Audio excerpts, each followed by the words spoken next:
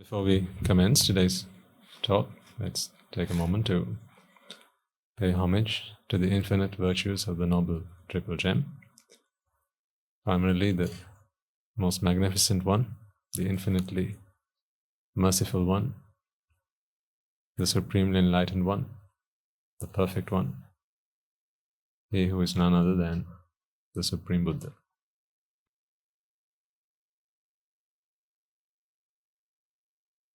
Namo tassa bhagavato arahato samma sambuddhassa. Namo tassa bhagavato arahato samma sambuddhassa. Namo tassa bhagavato arahato samma sambuddhassa. Okay.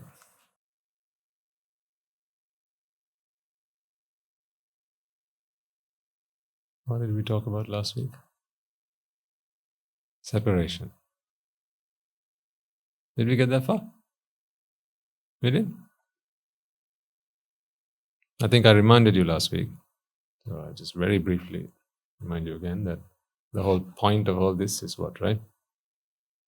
You need to make sure that your progress on this path is measured purely on your virtues and on your conduct and how you feel on the inside.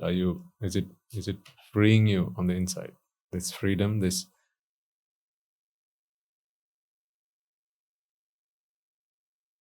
liberation from your dependence on various things to keep and sustain your happiness. You need to become someone who can be happy independently. Nothing in this world can take away that freedom, that happiness. So you need to be able to be self-sufficient in your happiness. Ironical, I say that because it's all to do without the self. So you need to be self-sufficient without the self. That sounds like a riddle in itself, sounds Greek, but I think once we start to make sense of it all, I'm sure what I mean will become clear to you all. Now, I want to get into the Dhamma straight away, because we have very little time to discuss all this. And I assume that all of you were in the morning sermon. Am I right? Yes. This is slightly disadvantageous to those of us who watch this English sermon online. This way of us doing this, because I see you in the morning, and then you come here, and then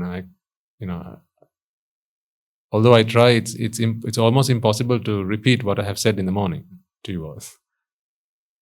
So then people who join us online or who watch these sermons, the recorded sermons online, those who are not able to come here and those who don't understand the Sinhala talks, they are slightly disadvantaged.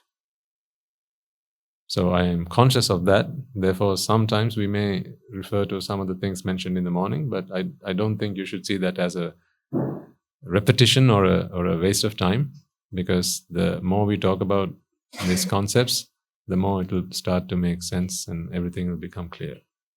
Is that fair enough? Very good. We go through this every day at the monastery, right? Every morning, for as long as I can remember, our Swamin Vansas have been discussing and debating and clarifying the same principle. That is what Guru Hamdru wants us to do. He wants us to go over it time and time and time again, because it is through repetition we identify issues in our understanding, and also as we try and go through it over and over again, then we identify subtle points where sometimes our understanding is not perfect, and then we get help from our teachers and from the fellow monks, and then that's how this refinement happens. Okay? So there's no harm or a loss in doing that. Just want to get that clear for everyone. So let's go back and revisit, continue our conversation from last week. We are trying to identify something which has never existed. It has never existed. But we've always felt its existence. So it's kind of like a pseudo-existence. Right? So when we say something is pseudo, it means it seems like it's there, but it's not really there. It's like pseudo-random. Nothing is ever random in this world. But people talk about randomness. The truth is that it is pseudo-random because there is a principle, there is a method, and there is logic and rhyme and reason behind why things happen. So it rained today, right? Randomly? No, we claim things are random when we don't understand what's going on behind the scenes. That's when we say something is random. So I say, give me a random number. There's a perfect reason why whichever number that came to mind right now, there'll be a reason for that. That's why it was not the next number on the number line. The reason that number came to mind, there's a reason for that. Sometimes it may not be obvious to you why it is. That's when you say that was a random number. So, why am I talking about random? Just random topic? Explaining pseudo, yes, thank you. So, we are trying to identify something that has never existed, but has always seemed to exist. And we are trying to put a new label on this. That's what we're doing here. Because when something manifests, something is there. If something's there, whatever is there has to be able to be explained through logic and through logic. Because we're talking about the mind, and where Buddhism is the science of the mind, we are trying to explain what's going on in the mind and ultimately deal with one problem, and that is suffering. I don't know if I drew this on the board yesterday or last week. I will do today. All our conversations must be anchored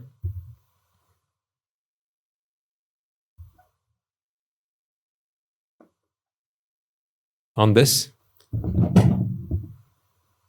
Now, the problem with this word suffering is because it implies so many different things to different people, particularly the suffering that we've always come to know and we are so accustomed to. This is day-to-day regular suffering when things don't go to plan, suffering when something we don't like happens to us, suffering at loss. When 4 of the 8 vicissitudes of life attack us, then we experience suffering. If we believe that this is suffering, as I was mentioning right at the end of this morning's sermon, you don't need a Buddha to come into this world to teach us this. Everyone gets this. So you don't need a profound level of wisdom or understanding to grasp this concept. In fact, you don't even need to have heard of this word to suffer. A little child coming into this world, the first thing it does is what? They're not happy tears, are they? They cry and cry, and whenever they feel something tensed up, when they feel something uncomfortable, that is their way of expressing. So it is not their joy that they demonstrate. It is their suffering. So you can't say that a child comes into this world having understood suffering. So therefore, we need to agree that this is not the suffering that the Buddhists have taught us. We've been going on about this time and time again, right from the start. Right? When we started talking about wanting, remember? We discussed how people don't see that wanting is the problem, but not having what you want is the problem, and they claim that not having what I want is suffering. And then we talked about this concept. In fact, some of you may feel that these are different concepts we are talking about from time to time. We talk about rising, pass away. We talk about wanting. We talk about vexation. Right now we're talking about this jati thing. Are they all very different things? Answer this question for me.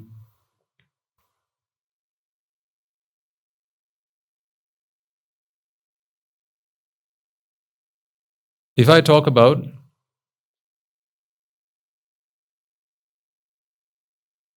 your father's wife, and then I talk about your mother, assuming they're one and the same,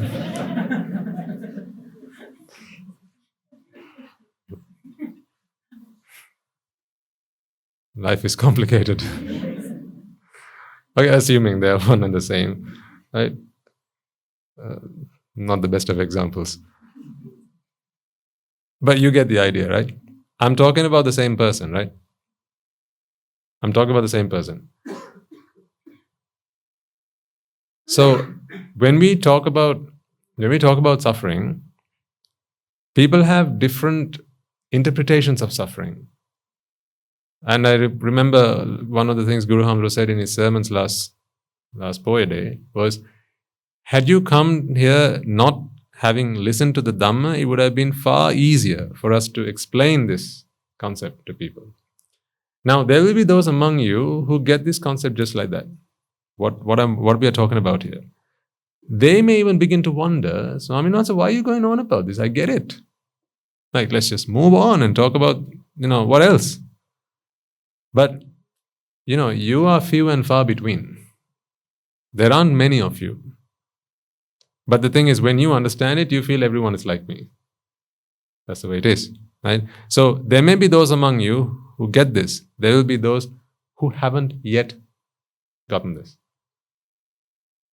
So as someone who's delivering a sermon, as a teacher, it is my responsibility to make sure that, we all generally make equal progress, right? So sometimes we will be revisiting topics and going over some things several times over. And now you understand why that is. Now, for instance, the moment I talked this, like last week's sermon, I walked away thinking, that must be it. Is there anything else I need to be telling you? I've said it all. It's what I told myself. I've said it all. Do we even need to do sermons again? Can we can this and just get everyone to go and join the Karmasthana Sajjana? Do we need another English sermon? I was thinking to myself. And then I went and spoke with Guru Hamdra, and Guru Hamdra said, no. That's, not everyone is like you. Some people get it, some people don't get it, some people get it after a while, some people never get it, right? But we just need to keep on trying and use lots of examples and similes and metaphors, right? And generally, everyone's going the same direction. So going over the same topics is not going to be a waste. It's not going to be in vain. Coming back to suffering. Suffering means a lot of things to a lot of people. What I want you all to first make crystal clear that we are not talking about day-to-day suffering that, the average Joe gets. Okay? We are talking about something that cannot be experienced through Vedana or feeling. You can't sense this. It's not a sensation. It is not a feeling. It is something that can only be identified through wisdom. So you won't feel this suffering. Meaning, even when you don't feel you are suffering, you are suffering. But the truth of the matter is, people will generally only go to a temple or a monastery or listen to a sermon or seek refuge in the Triple Gem when what happens? Yeah, when something goes wrong, right? So they think that is the suffering that Buddhism is here to help with. That is the aftermath of suffering. That's when, you're starting to feel the consequences of what you didn't do but should have done, which is to have dealt with real suffering, the suffering that can be seen through wisdom. Had you dealt with that, then you wouldn't have had this problem today. Now, we refer to this as, remember last week, we talked about not self, but the what of self? The sense of self, right?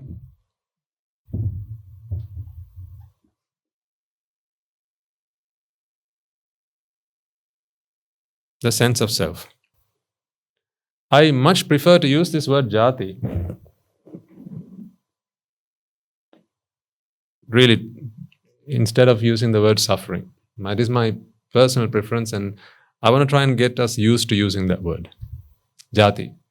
And I think it works well with a non-Sinhala speaking audience because they don't know what the heck that is.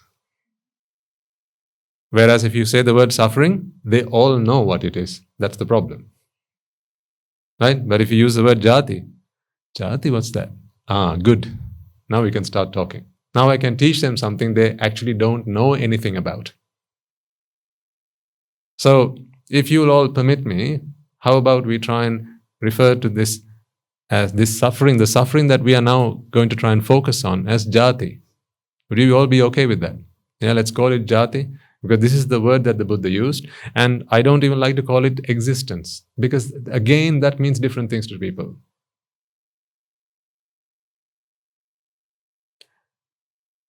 We all identify though with a self. We all identify with the self. It is this energy that you feel when you isolate yourself from everybody else.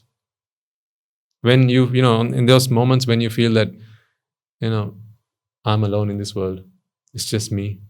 When you feel like everyone has just dumped you, and you feel something, right? A sense of,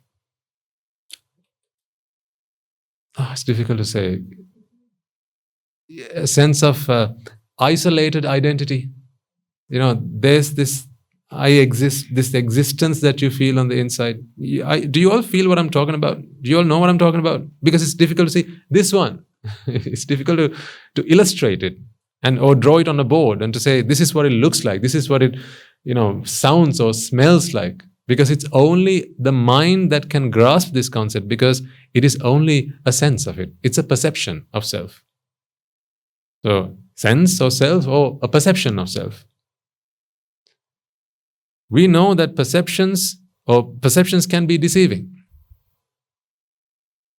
Yeah, we can perceive all sorts of things. Some of them may be right, some of them may be wrong. And to perceive the wrong thing can be pretty dangerous, harmful. If you perceive that an approaching container truck, right, is your grandmother, what would happen then? Because if it was your grandmother, what would you do? You'd run towards her, wouldn't you? Yeah, attempting to embrace her. But, that is a misperception. If you ran into a container truck, then that will be the last time you'll be embracing anything.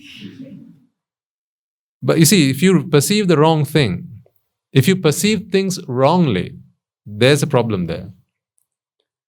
The principle of cause and effect just goes on with its business. Right? Where what you want, what you don't want has nothing to do with it. The principle of cause and effect is the only thing that really exists. It just goes on, it just carries on doing what it does all day long. There is one instance of this principle of cause and effect which is problematic. Just one. Nothing else is. In fact, the truth is, the suffering that we talked about, so we now know two types of suffering, yeah? One is just Jati, the other one is just, let's just call it mundane suffering. Let's just call it just general, basic, day-to-day mundane suffering, okay? This mundane suffering, is not what we are focusing here. We are talking about the Jati. The principle of cause and effect brings about both of these. Do you agree? Because there's nothing that can come into being without the principle of cause and effect. The principle of cause and effect is the underlying principle of all things in existence, both of these included. Okay? This, though, everyone gets, and that's why we have science, technology, physics, chemistry, biology, geology, geography. All these sciences have been invented to deal with this. Now, when you go to the doctor and you say some part of you is not working, what do they do? What do they employ? The principle of cause and effect, don't they? Yeah, that's why they take a blood sample. What does that blood sample help them do? Figure out the causes that give rise to the effect, which is what you're complaining about. So don't scientists understand the principle of cause and effect? Oh boy, yes they do. Oh yes they do. They certainly do. In fact, that is what science is. The principle of cause and effect. So then people begin to think, oh well, the Buddha, what he said was exactly what the scientists say today. So, isn't he just another scientist? There's one thing that they're missing. Whilst the principle of cause and effect, everyone knows how to apply it here. What they don't understand is how it applies here. Because they believe that this is not the product of cause and effect, because they don't really know that this is jati. What they think is this is, no. They don't think it's a sense of self. They believe it's the self. So,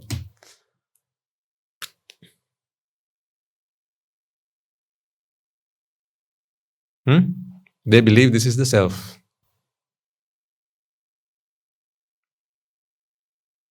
Jati is what gives rise to the sense of self. Jati gives rise to the sense of self. There is only ever been the sense of self. There's never been a self. I need you all to, be sharp on what I'm trying to get across to you here. Okay? There has never been a self. Never ever has there been a self. There has always only been a sense of self. But the thing is, the mind is not able to distinguish between a sense of self and a self. Why? Yes, because it is ignorant. Because once you start to feel something, that's all you feel. There is two things at play here. One, what the mind knows. Okay? What the mind knows. And two, what the mind either, let's say, senses. So this, I don't mean the five senses, I mean, what it senses, okay? A sensation, no, say? Yes, or I think the closest word I can find is feels. What the mind feels. What it knows and what it feels. There are two things at play here. Now, first let's identify the nature of a prutakjana, or someone who has not understood the Dhamma. What do they sense? What do they sense? Self. What do they know? That this is a self. Yeah, that's the prutakjana. What about a sotapanna? What do they sense? Self again, yes, very good. They still sense the self, but what do they know? It is a sense of self. That is the difference between a stream enterer or a sotapanna and a prutakjana. So, what has changed then from moving from a prutakjana, state of prutakjana to sotapanna? What has changed in these two things? Knowledge. That is the ditti. Knowledge, or your vision. What you know to be right.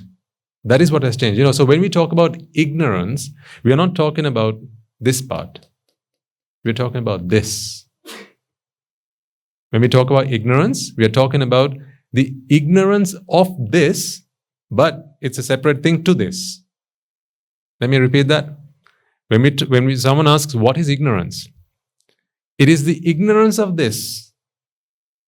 It is the ignorance of this, as in, it's the sense of self, but you think it's the self. But it's not this, it's this.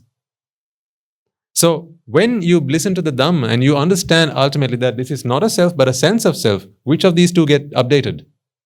The first one. So, knowledge is rectified. Now we have right knowledge. Or sammaditthi. How does that help us then after that? Why is that so important? What is this right knowledge? So what? When does someone stop smoking? Back in the day when smoking was it was mainstream and no one had any issues with that. When it first started, becoming popular and popular among people, I remember seeing newspaper adverts Not when I was young, but I think this was way before that. I remember seeing old newspaper adverts that there were doctors that had recommended certain, cigarettes. And it said, recommended by this and this doctor, or this and this consultant, and so on. This is way back when people had no idea that smoking kills. Okay, so people picked up the habit. Then it became the trend. It became fashionable. And then they started doing it. But over time, things started to go wrong. Right? So if you take the analogy of smoking, later on comes the symptoms, right? The coughing and the wheezing and the spitting blood and cancers and whatever. Right? All those things come later. Okay? What comes first is the smoking. So that is like the jati. That comes first. The symptoms of that come later. They come subsequently. That is this suffering. The smoking is the first kind of suffering, or jati. That is, and the symptoms that come after is this, which is the experiencing, the feeling suffering. Now, at some point, scientists began to do research and doctors began to investigate why people were falling ill and what's causing all these, breathing problems and respiratory diseases and all that. And then they eventually came to realize that, actually, we thought smoking was good, but actually, this is a killer. So we had better now start telling people to stop doing it. What changed? The smoking remained, but now they knew that smoking was a killer. So it was their knowledge that doctors could change. So they educated people. They showed people the consequences of this. They showed people this is what will happen to you if you continue doing this. That doesn't mean, though, that today we have no smokers. Yeah, I mean, any man, woman or child in today's day and age, there's plenty of education material out there. Enough education among people, at least, in the developing or developed world, to understand that smoking kills. But aren't there people who smoke? Exactly. Thank you. Have you seen that?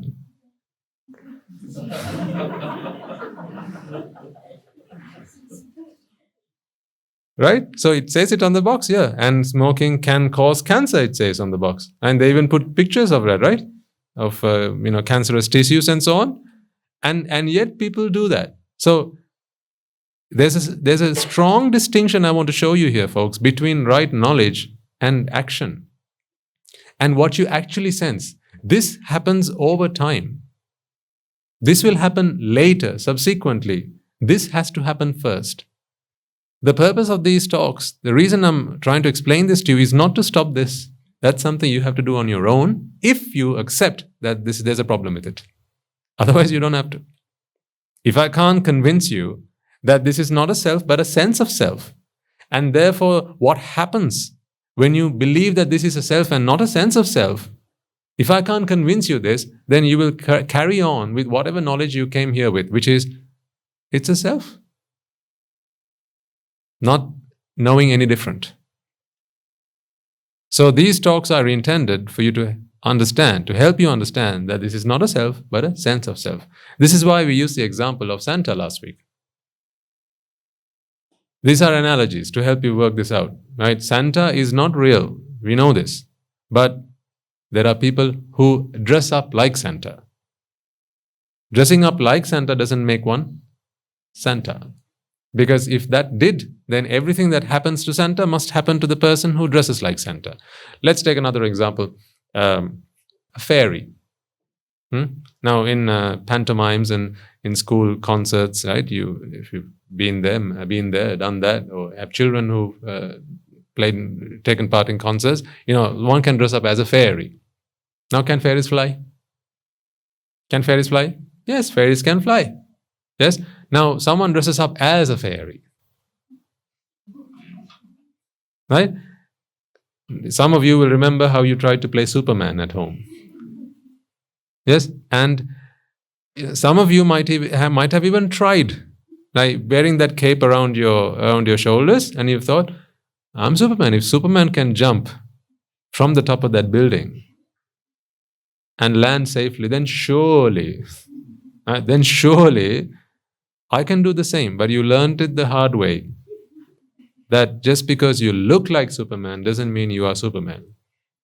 We know now that Superman is fiction.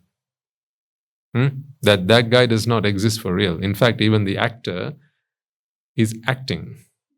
Right? Even the actor cannot play Superman. He's actually acting Superman. Right? So one is knowledge, and one is this true feeling on the inside. You all will still, at this moment in time, unless you have become arahants, all of a sudden, will still feel this sense of self. You will feel this self. What I'm trying to help you figure out, that it is not a self you're feeling, it is only the sense of self. So therefore, please don't expect what you would expect of a self from that which gives you the sense of a self, because they are very different things. A self and that which gives you the sense of self are very different things. They have absolutely different characteristics. Categorically different characteristics. One will give you nothing but pleasure. The other will give you nothing but suffering. They are that much worlds apart.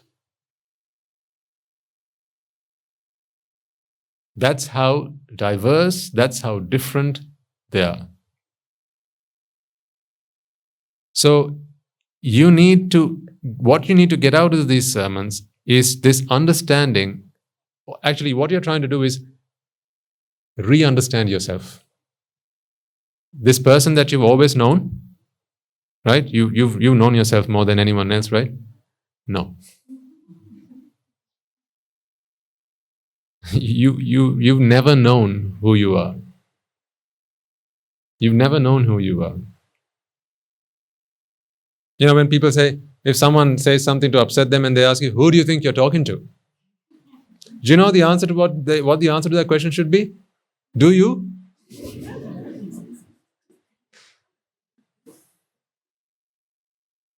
No? How dare you say like that? Do you know who you're talking to? The answer should be, do you? Do you know who's talking? Because they don't.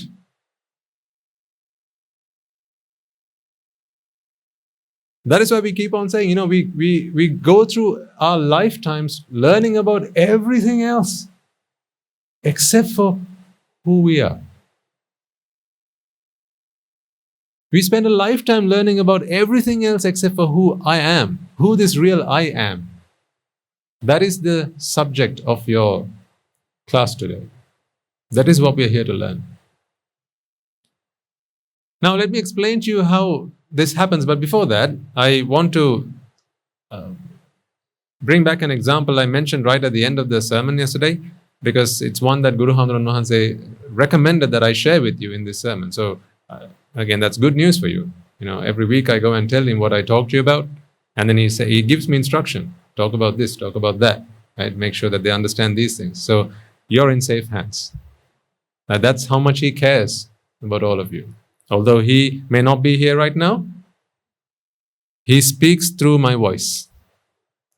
So what I share with you is what he wants me to tell you. Okay? The example of the dead mother or child or whichever. Let's take the mother.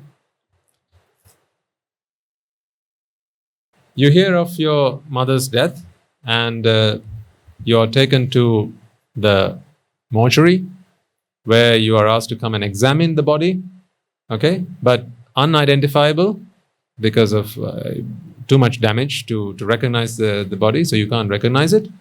But they pull it out and they ask you to see it, and they tell you this is your mother. Now you have to take it from them that this is your mother. What happens? Immediately, you feel a deep sense of sorrow, right? Because you've lost your loved one. And then they tell you, oh no, sorry, we made a mistake. That's not your mother. It's 2 beds down. Right? Then you go to the next 2 beds down and you start crying again. Right? And then again, they come back and tell you, you know what, we are so sorry. We'll even give you compensation for any heartaches, right? We are so sorry. It was actually the original one. See how easily this person can go back. How easily this person can go back to the original dead body and start crying again as if nothing has happened in between. What does that prove to us? That this sense of a mother is not in that body. It's not out there. The sense of mother. Now, here I want, this is so important for you to understand this, because otherwise you'll walk away thinking there is no one called a mother. There is and there isn't. Now, I'm trying my level best to try and explain what I mean by these two things. When I say there is, what do I mean by that? When I say there isn't, what I mean by that? Okay? So please bear with me and make sure that you listen attentively and very carefully to what I have to say.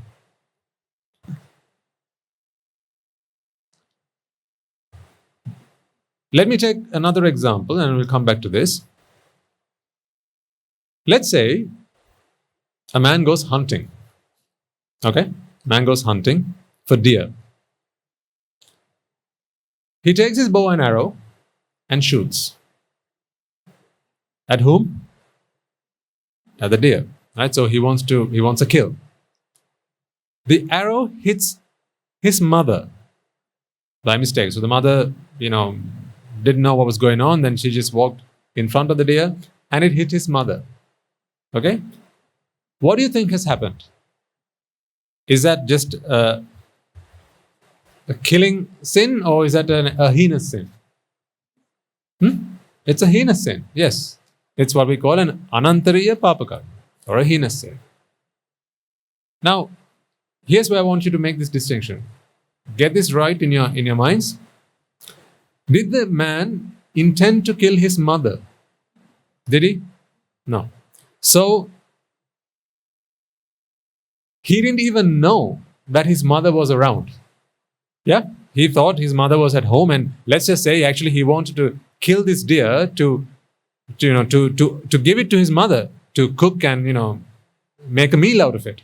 Right? So actually he wants to give this to his mother to cook for dinner. So he has no intention of killing his mother, but he has an intention to kill. The arrow strikes the mother and she drops dead. Did the man know that he was shooting at his mother? No. Did the man intend therefore to shoot his mother? No. But what happened? The arrow struck the mother and she dropped dead. What happened on that side, as in on the side of the moment the arrow left, what happened on that side was purely down to what we call vipaka. Okay? This is vipaka. He had no intention whatsoever, therefore no intention whatsoever to kill the mother. So it is not dependent or reliant on what he feels or what he thinks he's doing for that karma to be a heinous sin. For it to be an anantariya karma, it does not need for him to think that he's killing his mother. However, the intention to kill has to be there. So if you are, say, for example, shooting at a tree, now that is not to kill an animal, right? So if that arrow shot his mother, then that's not going to be killing, because there was no intention to kill. But even if he was intending to kill a butterfly, and if it kills the mother, now that is a heinous sin. What I want you to understand here is why I'm bringing this example out to you and illustrating it here, folks, is to realize that the vipaka world has a part to play in determining what the net result of the karma is. The vipaka world has a part to play in determining the net result. So you have a part to play in your intention, and the vipaka world has a part to play in what it is. You have no control over that vipaka. That's not for you to decide. It happened to be that the mother, was to be killed by an arrow. That was her karma in the past. from the past, and it is time for that karma to come to fruition, which it has now. And it just happens to be that it was an arrow shot by the son. The mother did not think that her son would ever shoot an arrow at her, and the son never intended to shoot an arrow at the mother. Neither of those things need to be qualifications for that sin to be a heinous sin. Are you with me so far? Yeah? So how did that become a heinous sin? That was a component of that karma was determined by vipaka. You all clear with that? Right. Then, doesn't there exist such a thing as a mother? That's the point I'm trying to get to. After all this, I'm trying to get there. Isn't there such a thing called a mother? There is. Of course there is. See, you didn't need to know it was the mother. If we purely say that, this mother is only a sense on the inside, then where is the mother in that example? Do you get me? Right? If we believe that this is all a sense, it's all what we believe, what we feel and all that, then where is the mother in that example? The mother was not in the person's mind, but yet it was a heinous sin of killing a mother. Yeah? So the vipaka world has a part to play, and that has nothing to do with what your intentions are. Your intention to kill is enough for that to be a heinous sin. So, in the vipaka world, there is such a thing called a mother. That's why, if you come to the wrong view that there is no such thing called a mother, if you come to that view, that is a wrong view. That is a mithya ditti. In fact, that is one of the dasavastuka mithya ditti. One of the 10 wrong views. One of the 10 wrong views. Okay? So, isn't there such a thing called a mother? There is. In the vipaka world, there is something called a mother. Then, what kind of mother does not exist then? So that should be the next question that comes to your mind. So if that mother exists, then which mother does not exist? Huh? My mother. Now, the thing is this though. When you say my mother, that's just another word. My mother does not exist. Mother exists, my mother does not exist. Then my problem is this. When that man shot the arrow, had it been someone else's mother, would it have been a heinous sin? No, then doesn't my mother exist? Are you following my example? Right? I shoot the arrow, right? And it hits your mother, it becomes a heinous sin. Did you have an intention to shoot your mother? No, it was towards a deer. But hit the mother died, heinous sin. Someone else's mother comes along. Again, no intention to kill a person, no intention to kill a mother, shot the arrow, mother dies, but not my mother. So therefore not a heinous sin. Again determined by vipaka. So therefore, doesn't my mother exist?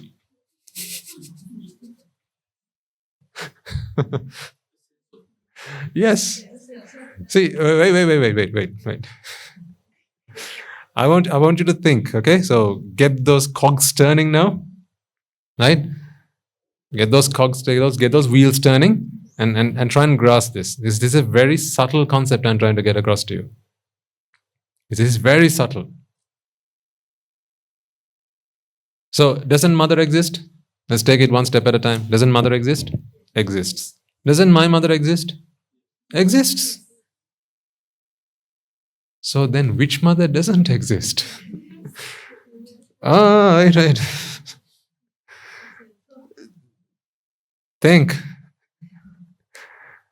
We say sense of, but I need to make sure that you walk away really understanding what I mean by this sense of thing, right? Because otherwise it'll just be a word, and if you just grasp that, then this would have been a waste. I'm trying really hard to get this point across to you.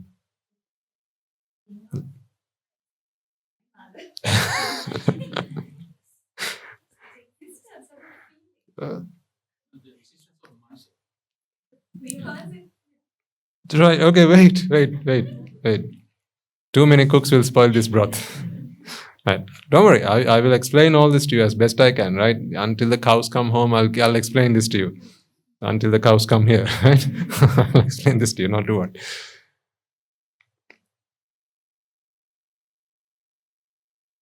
When you look at your mother, now I want you all to imagine your mother for a second, okay? Okay, just imagine your mother for a second. You feel that there is more than mind and body there, don't you? It's more than just a body. So it's more than just the physiology, and it's more than just the psychology. There is a sentient being there, what we call sattva in Sinhala. There's this feeling that there's an entity in here that is more than just a mind and body. This very self that you feel on the inside, when you think about yourself, okay, when you think about yourself, this special entity that is more than your mind and body, you feel that is here, also you feel is there when you think about your mother. A being, a sentient being, a being that has, let's say, a soul. So the soul is neither mind nor body, is it? You can't touch it. You can't tell where it is, right? So this sense of a soul that, whether so that person could be cut and that doesn't die. The soul is not cut. The person dies and is born another being, and again the soul transcends. So this feeling of a soul, a sentient being, something more than the mind and the body, that is the self. When we feel the self on the inside, folks, we feel the self exists in anything that is characteristic of what we believe is a self. This is why, as I explained to you once earlier, and one of the Sinhala sermons, when we used to draw cartoons, or when you watch cartoons, remember they used to draw a tree, or any other thing for that matter, right? What do they do in cartoons? What do they give this? They give it life. How do they give it life? Eyes. Yes. Right? And then what are these things? Yeah, there you go, see? Now, think carefully about this, what I'm going to ask you. When you look at this, you can't help yourself from feeling that this is a sentient being, right? You can now. You can now. Now you'll say that's a tree, Swaminathan. It doesn't have life. It's not a being. It's not a sentient being. It's for all intents and purposes, in science they'll teach you that it has life, but not in the same way that you and I have life. But the moment I do this, now let's put it this way. Let's say you wanted to find some wood. Let's say you wanted to find some wood for the fire, right? And you went into the woods, and there were two trees. Okay. There's one tree like this, right? And you had a saw in your hand, okay? Oh, you guys are so intelligent. I don't even have to, I can speak in half sentences now. That must be why, in the Buddha's time, he could speak one word and they say, one word was 512 words. So he must have had a very intelligent audience. Now I know what he might have had. But I can say half a sentence and you know the rest of it. So you know what the question I'm going to ask you now, right? You need wood. Which tree would you cut or would you chop, and which tree wouldn't you dare touch? Which one? You wouldn't have any problem chopping this down, but this one, you feel something different? Yes, you feel it's not right to do that? Yeah, you would think twice about it, yeah? Why? Because it will? You don't want to? You don't want to? Hurt it. Yeah, you don't want to? Hurt what? What don't you want to hurt? This sentient being. That's what you don't want to hurt. Now you see, there's more than wood in this tree. Here you just have wood. This is wood and leaves and, all that, just stuff. But here, the moment I draw this face and say, these eyes also blink. They blink, right? And the tree goes like this, right? It wiggles its branches, and it opens its mouth and say hello. Why wouldn't you want to put your saw on the tree? You don't want to? You don't want to hurt it. Hurt what? That's the one I'm talking about. You know that you don't want to hurt it? That's the one I'm talking about. Here's another one. Who here has watched the TV series, The Knight Rider? Put your hand up if you watched The Knight Rider. Surprising, some of you haven't. Okay, put your hands down. Thank you very much. So what is Knight Rider? Those of you who know? It's a car, but it's not just a car, right?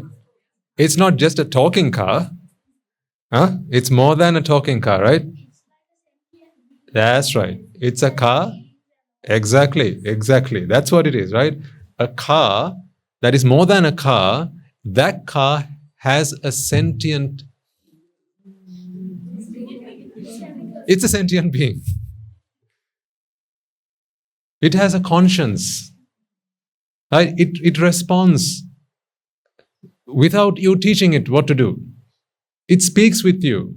It moves at its will. Yeah? And it looks after its master. And, it can predict what's going to happen to its master.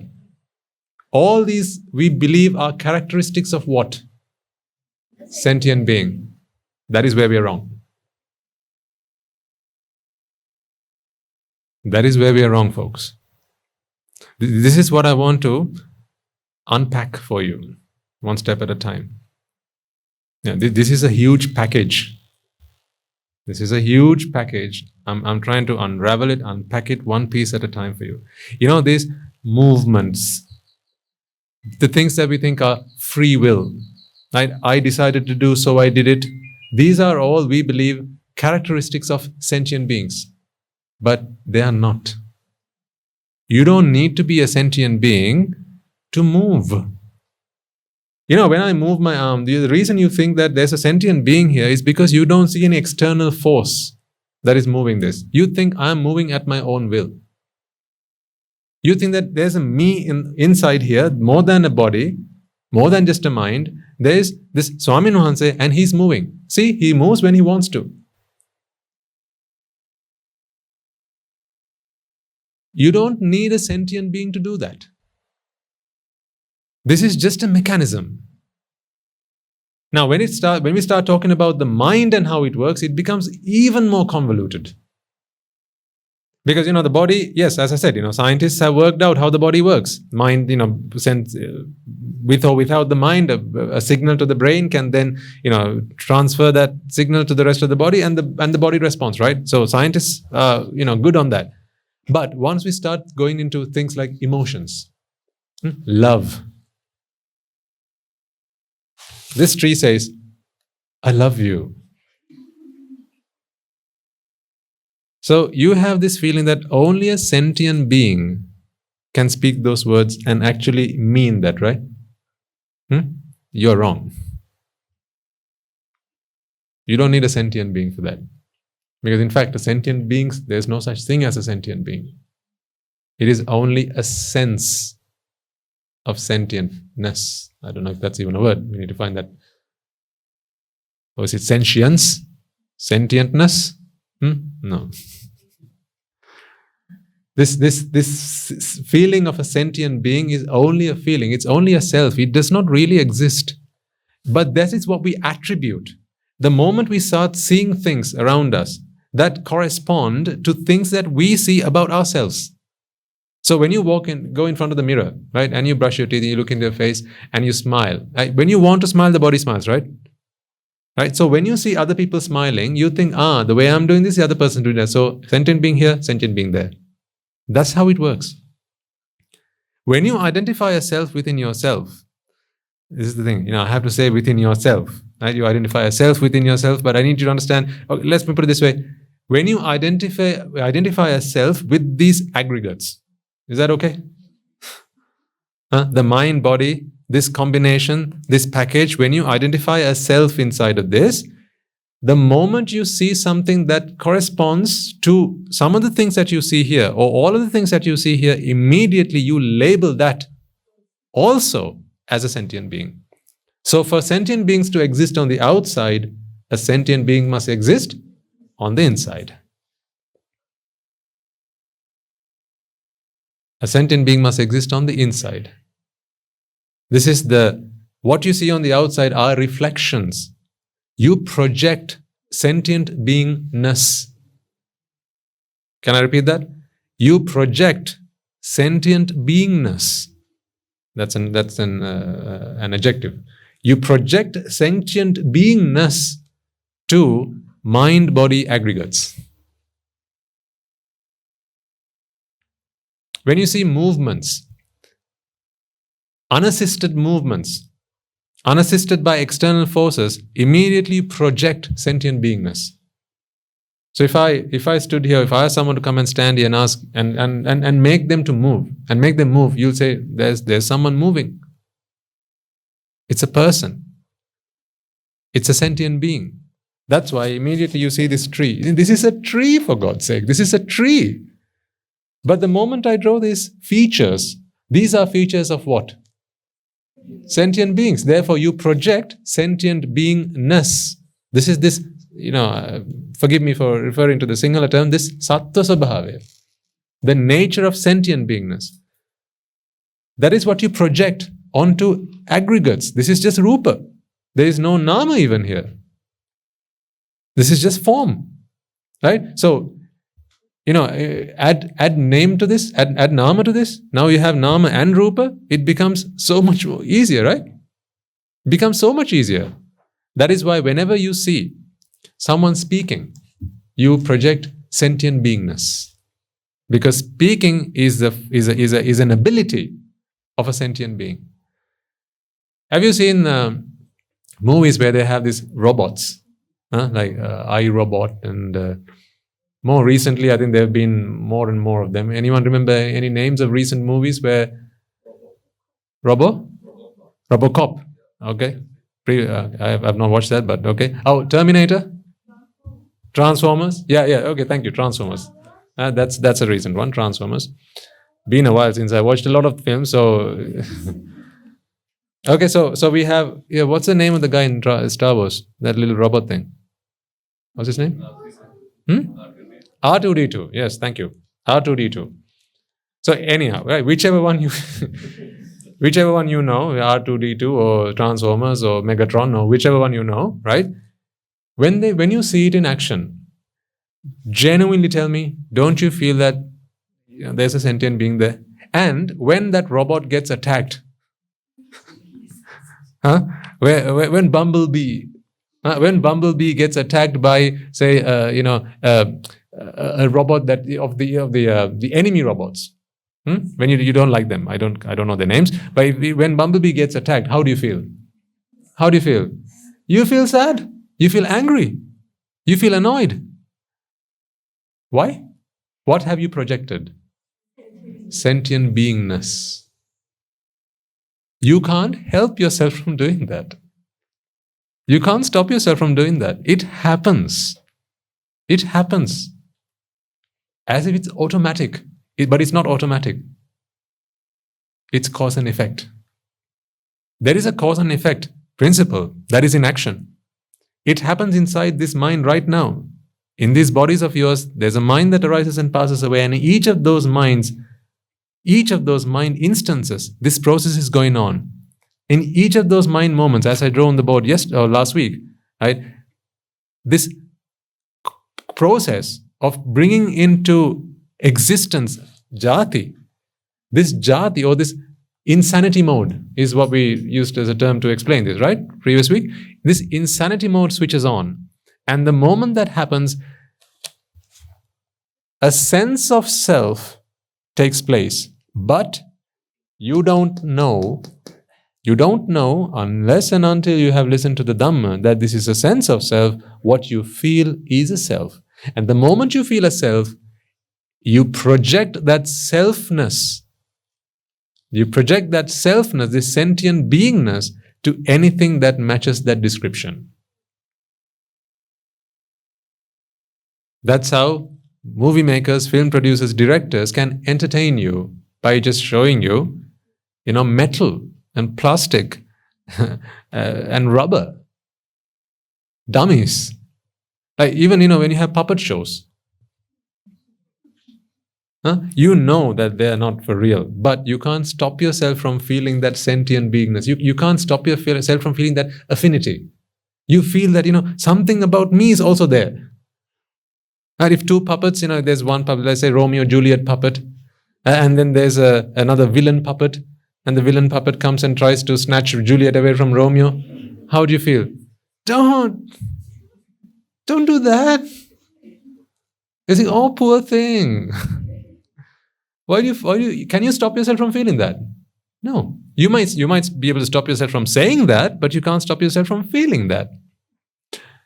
Let's say a kid picks up a toy. I say a dog, for instance, right? Say a young kid takes a toy dog, and what he does is he just bangs it on a desk or a floor and goes bang, bang, bang, bang like that, right? Trying to just break it into pieces. Can you stop yourself from feeling, oh, poor dog? Of course, you're not going to say, Putas, don't do that to the dog. You won't say that. But you can't stop yourself from feeling that there's an animal here. Why? Because they have similar characteristics to you. To you. What do you mean to you, Swaminas? It's a dog. I'm a human being. No, those are not the characteristics I'm talking about. They have a face. You have a face. It doesn't even need to be a face. Let's say there are worms. But, have you seen those worms, those, earthworms? The first time you saw one, did you not go to see where's its face? Because those are things that we strongly hold as characteristic of sentient beingness. So when you talk about a sentient being, you need to see its face. That's why when I drew the face, you thought, sentient being.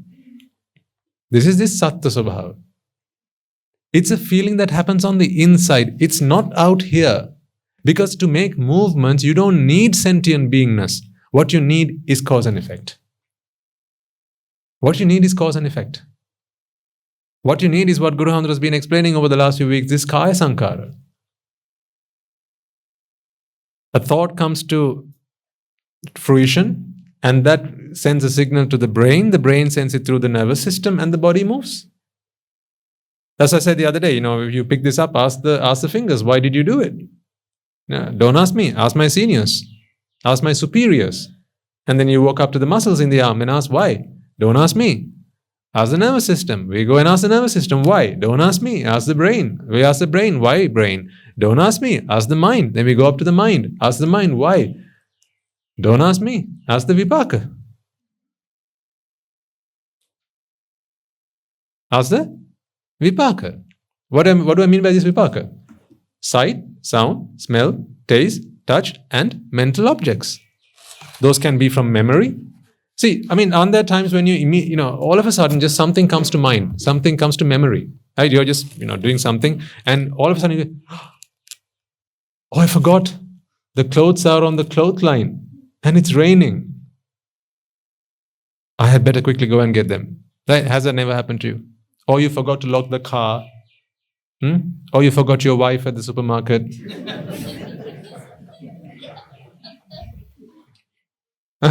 Never happened. Second, I forgot your children. Right? I think that was a mistake. The previous one can sometimes be deliberate. Right? So these things happen, right? And when you remember, so how did you remember? What was the prompt? Of course, it's not random. Right? It wasn't random. There is an explanation that you are not able to see at that time. But, you didn't ask for it. Memories you don't ask for. The best proof of that is when you want to try and remember something, sometimes you can't. Like if you ask and you shall get, it doesn't work with vipaka. Doesn't work with vipaka. Now you can't try to remember. You can try to remember, but whether you remember it or not is not the product of your attempt. It's the product of whether there's the right environment for that memory to come back. Now you might think, well, Swaminatha, but when you say, for instance, can you think about your best friend, or who sat 2 rows behind you in your 5th grade? If I were to ask you that question, you might go, wait, 6th grade, I remember it was Chamal and Sajid, and then 5th grade, it was no, it was Chamal. No, it wasn't Chamal actually. It was Sampath, and I think it was Rajesh.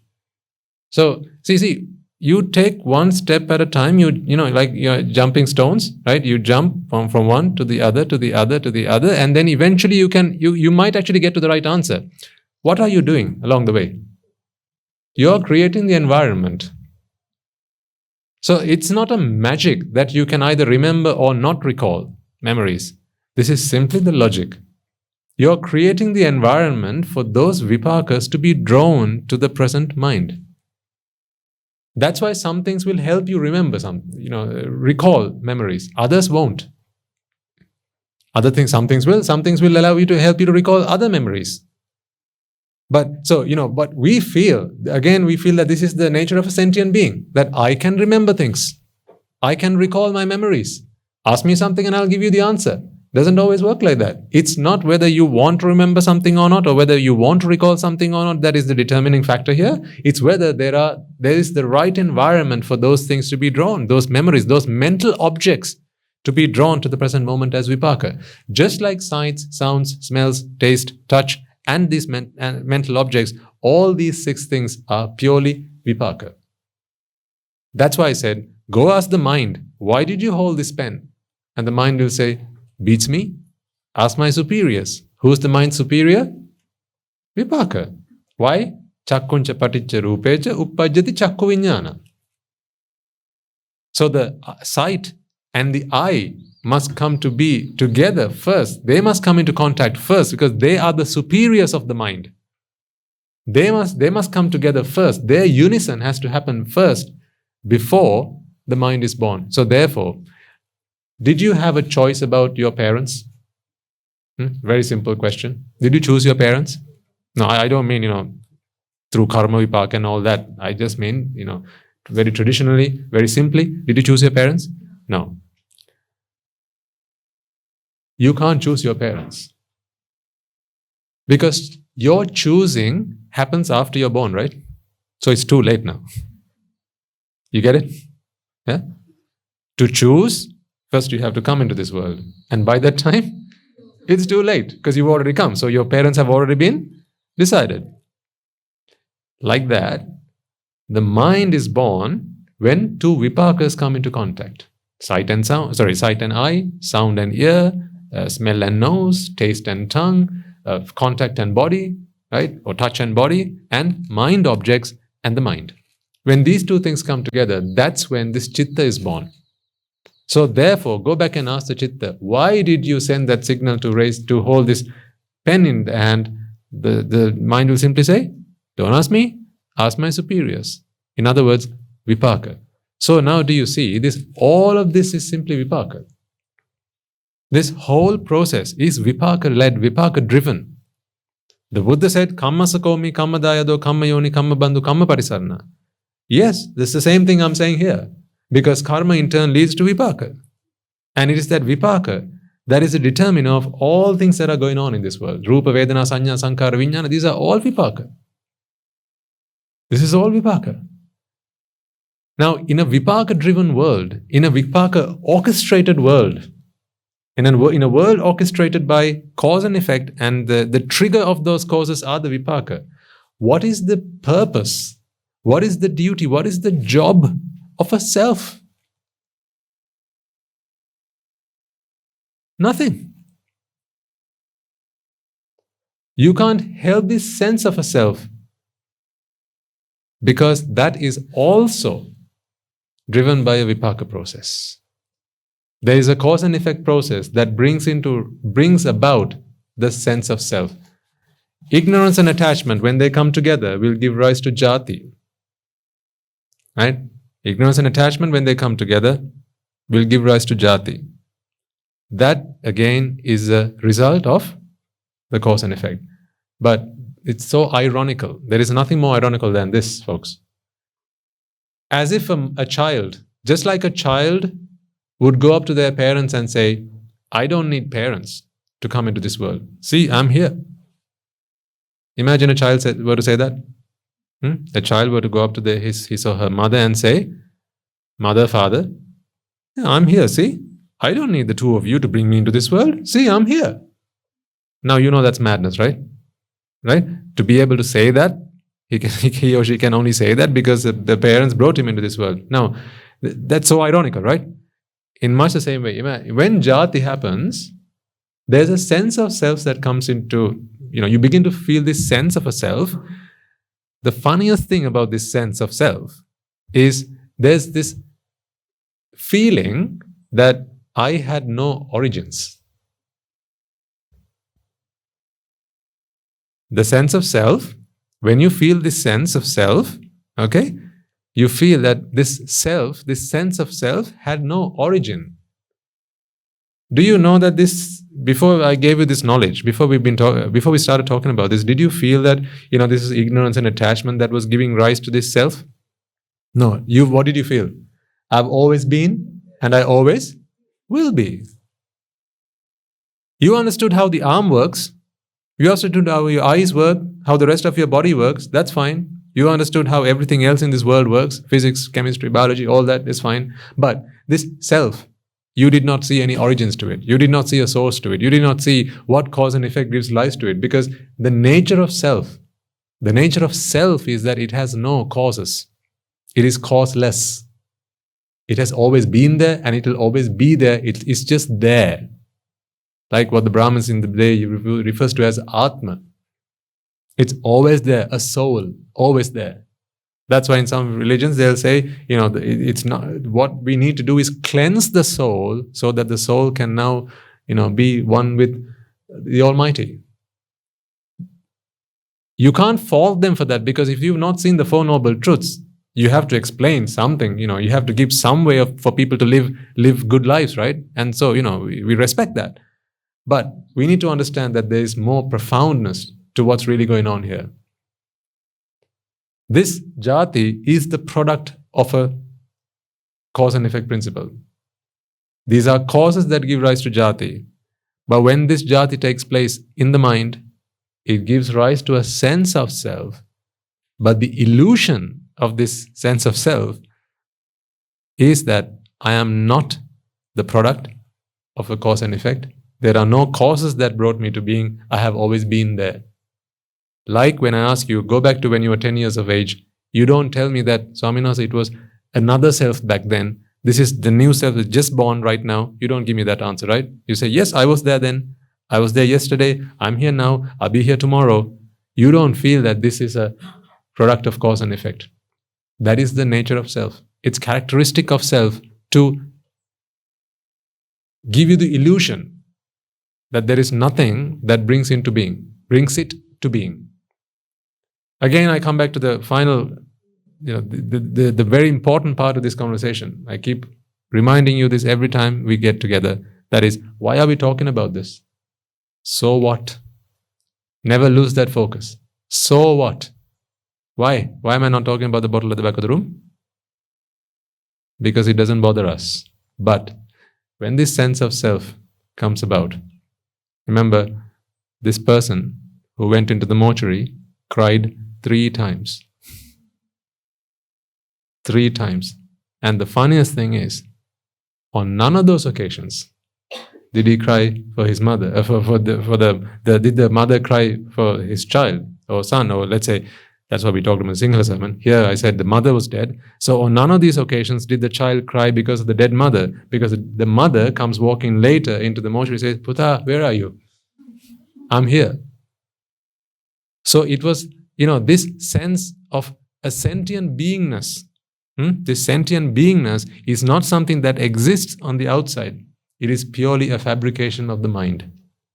Why does the mind produce this? Because that is what it believes is pleasurable. We'll talk about this next week in more detail. Why the mind goes about this business of creating this fabrication. Why this illusion? But once this illusion kicks in, It's not just here you feel that sentient beingness, you project it to everything that is at least vaguely characteristic of what we believe are characteristics of a sentient being. So if it moves, it must be a sentient being. If it talks, it must be a sentient being. If it feels, it must be a sentient being. If it expresses emotions, it must be a sentient being. If it comes when you call it, it must be a sentient being. That's why they say, Kit, come here.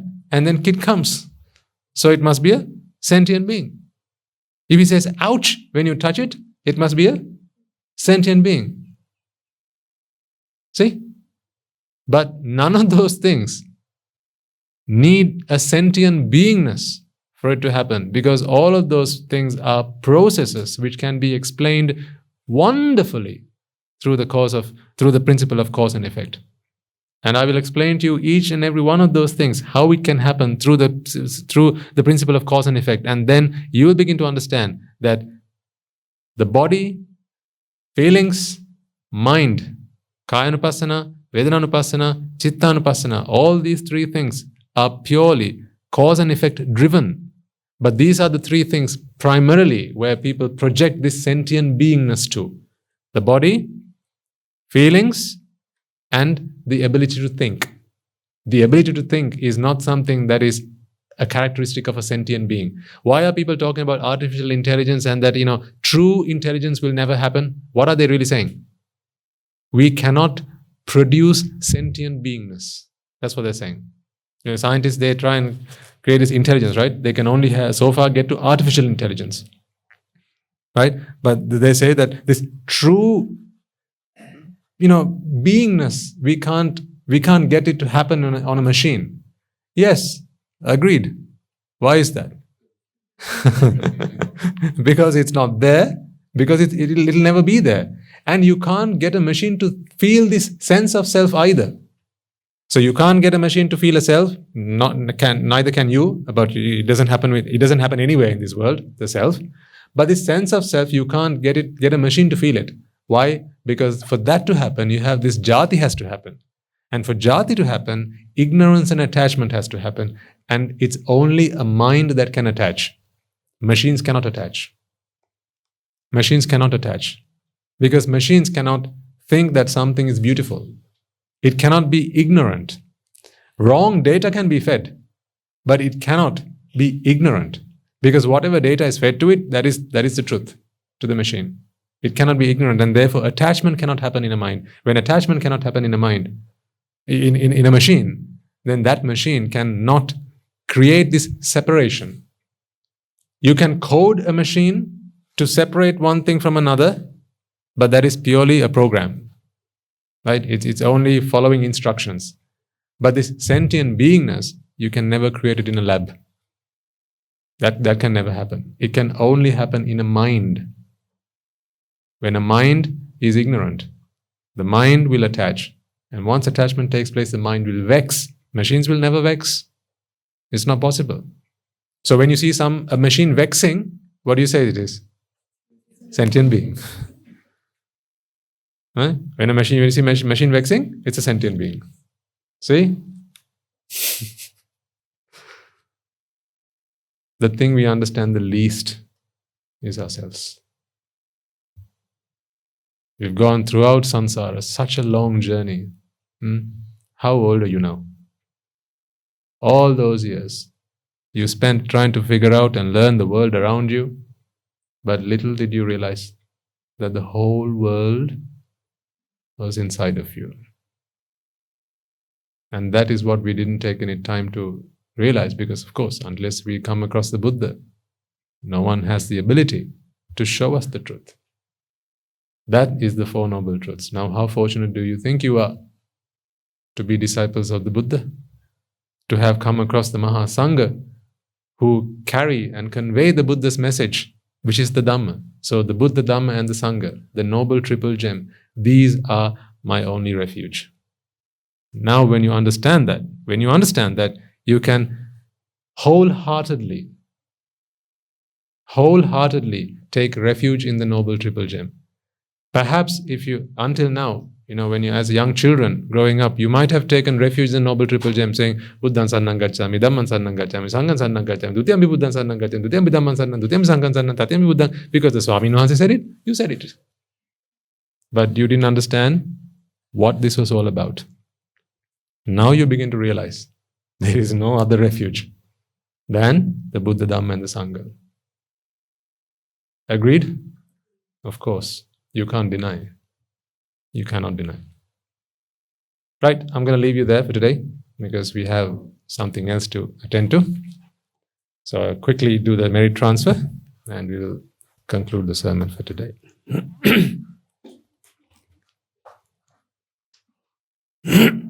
Excuse me. Okay, let us take a moment then to transfer the merits that we have all acquired by making offerings to the infinite virtues of the Noble Triple Gem, chanting Pirit, listening to the Dhamma, and engaging in various meritorious deeds today. First and foremost, let us remind ourselves how incredibly fortunate we are to be in receipt of the Lord Buddha's teaching, and with immense gratitude, let us transfer these merits to the bhikkhus, bhikkhunis, upasakas, and upasikas, who since time immemorial have protected and preserved the sublime teachings of the Buddha and passed it down through the generations of the noble lineage in the form of the Tripitaka, which is thankfully available to us today to study, understand, and comprehend the Dhamma. Let us also transfer the merits we have acquired to all members of the Mahasangha present throughout the world, including the chief prelates of all of the chapters who have dedicated their lives to the noble path and have committed themselves towards the betterment of all sentient beings. Let us not forget that among them are the monks and nuns resident in your local temples and nunneries who have always been by your side through thick and thin, come rain or shine. Let us also transfer these merits to Guru Swamin Wahanse as well as all other teachers resident at the monastery, as well as the Anagarikas and Anagarikas attached to the monastery. Let us take a moment to transfer these merits and express our gratitude to those who make great efforts to disseminate the teachings of the Buddha, be that by transliterating these sermons, sharing them out with others, or inviting others to join them.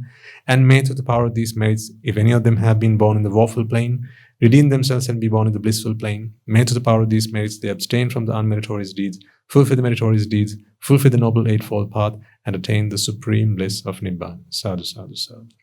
Let us take a moment to transfer the merits we have acquired to our devotees, friends of the monastery, who for the sake of merits continue to sustain the Mahasangha.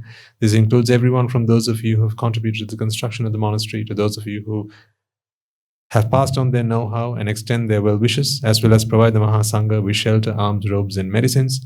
And may through the power of these merits they abstain from the unmeritorious deeds, fulfill the meritorious deeds, fulfill the Noble Eightfold Path, and attain the supreme bliss of Nibbana. Sadhu, sadhu, sadhu. Let us also take a moment to transfer merits to our mothers, fathers, husbands, wives, brothers and sisters, sons and daughters, grandparents, uncles, aunts, cousins, nephews, nieces, our elders, friends and acquaintances, employers and employees, and to all those who've helped us, supported us, and assisted us in any way, shape, or form. By the power of these merits, may they be healed of any physical and mental ailments and overcome any obstacles to their spiritual progress. May they abstain from the unmeritorious deeds, fulfill the meritorious deeds, fulfill the Noble Eightfold Path, and may they all attain the supreme bliss of Nibbana. Sadhu, sadhu, sadhu. Let us also take a moment to transfer merits to the Devas, Brahmanas, spirits and demons, primarily the Sakadeva, as well as all the numerous gods and deities who are committed to protect and fulfill the Sambuddhasasana. Let us transfer these merits to our guardian deities who keep a watchful eye over us and keep us out of harm's way. And may through the power of these merits they prosper in divine power and wisdom. May they abstain from the unmeritorious deeds, fulfill the meritorious deeds, fulfill the Noble Eightfold Path, and may they all attain the supreme bliss of Nibbana. Sadhu, sadhu, sadhu. Let us take a moment to transfer merits to our ancestors who have predeceased us, and to all those who have been families, friends, and acquaintances in this infinitely long journey in samsara, and to those who have helped, supported, and assisted us along the way. Let us transfer these merits to the members of the armed forces as well as the police force who have sacrificed their lives to protect the peace and harmony of our nation. May all those who have lost their lives in the war, be their friend or foe, rejoice in the merits we have acquired today. Let us transfer these merits to all those who have lost their lives in natural calamities such as tsunamis, earthquakes, landslides, pandemics, including the most recent and prevailing ones, reminding ourselves that among them will be those who have been friends and family to us in this long journey in samsara. Let us take a moment to transfer these merits to them. May through the power of these merits, if any of them have been born in the woeful planes, redeem themselves and be born in the blissful plane. May they abstain from the unmeritorious deeds, fulfill the meritorious deeds, fulfill the Noble Eightfold Path, and may they all attain the supreme bliss of Nibbana. Sadhu, sadhu, sadhu. And finally, let us all resolve that may, through the power and blessings of all the mates we have acquired throughout the day, we be able to witness the advent of many hundreds of thousands of arahants on this blessed land. And may, through the power of all the mates we have acquired throughout the day, you and I, and everyone who's helped make this program a success, become an Arahatun Vahanse, an Arahat Theranin Vahanse, in this very life itself, and in the era of the Gautama Supreme Buddha itself. Sadhu, sadhu, sadhu. May the blessings of the Noble Triple Gem be with you all. The members of the Mahasangha will transfer their blessings to you.